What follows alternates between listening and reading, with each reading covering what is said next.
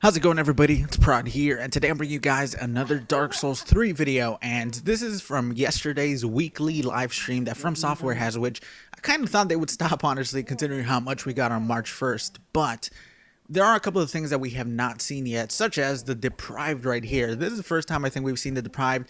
At least I think so. From all the footage that I saw, I didn't see anyone pick the Deprived just because I think nobody really wanted to start off level 1. But it's pretty cool we get to see a little bit of the Deprived and exactly what he's carrying with him, his armor or lack of armor, just him and his naked self running around basically like every Deprived has been.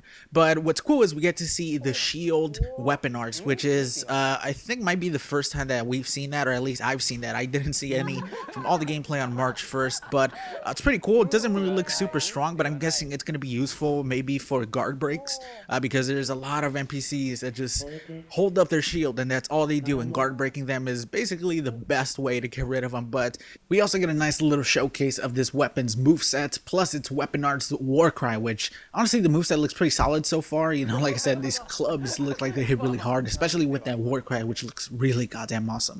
We didn't get much of the Deprived, sadly, because they did go through about 4 different classes. So, you know, we get to see a little bit of the moves, you know, exactly what they're carrying and stuff, and as well, the shield's weapon arts, which is pretty cool. ウォークライをして攻撃力が上がった状態だとバンバンバンバンと連撃で入るというような技にしてくるぞ。暴れるの。確かに。暴れるね。めっちゃ暴れますよね。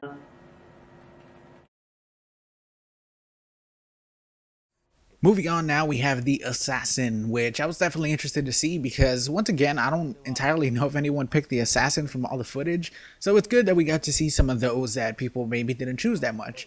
But this time we get to see a little bit of this estoc in action, which I was definitely interested in, as well as this spell, which at first I did think was Chameleon. Once we got like pictures of it, all the classes, and I went over all the classes, which if you want to watch that video, go ahead, it's in the description.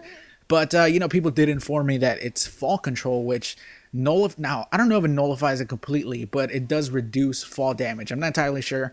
It also makes your footsteps silent, but this estoc was what I was interested in the most, man. That move, that fucking RT move looks so nice, man. Now, I don't think that's the charge attack. I'm pretty sure that's just the regular R2 attack, but it definitely looks really solid, super cool. We get a little preview as well of this weapon's weapon arts, which doesn't look too strong. It definitely looks like it'll be maybe okay for one guy. It definitely looks like where it'll shine the most is if it can guard break. Now, I'm not entirely sure if it can guard break. Later on in one of these clips, he was actually trying to hit one of these guys with the actual weapon arts while the guy was holding his shield up. But right when he attacked with the weapon arts, he let go of the shield, so he ended up not hitting his shield, so we don't get to see if it can actually guard break. But it's pretty interesting as well that it can actually attack while you are blocking. ちょっと縦外した瞬間でしたね、今ね。One of the last two that we have here, it is the Sorcerer, and they didn't show too much Sorcerer stuff. They only showed a little bit. You know, like I said, I think the last one was the one that they showed the absolute most. We get a little preview of the Mail Breaker, a couple of the moves, a little bit of the moveset. I don't think they did every single move. We got a little bit of the spells as well, which right here, that is so goddamn cool. It turns the entire staff blue. It looks so awesome, which it didn't shoot a spell there. So I'm pretty sure that's just activating it. But of course, magic has changed from the previous games where instead you would have a specific number of spells that you can use from that one spell, or the number of uses for that one spell. This time you could just spam it basically until you run out of focus points, which is that little blue bar on the top there. But the spells seem pretty decent. We got the regular soul arrow and the heavy soul arrow that the sorcerer starts with, and they look pretty strong. That was the heavy soul arrow right there, and it did like 200 to that regular NPC.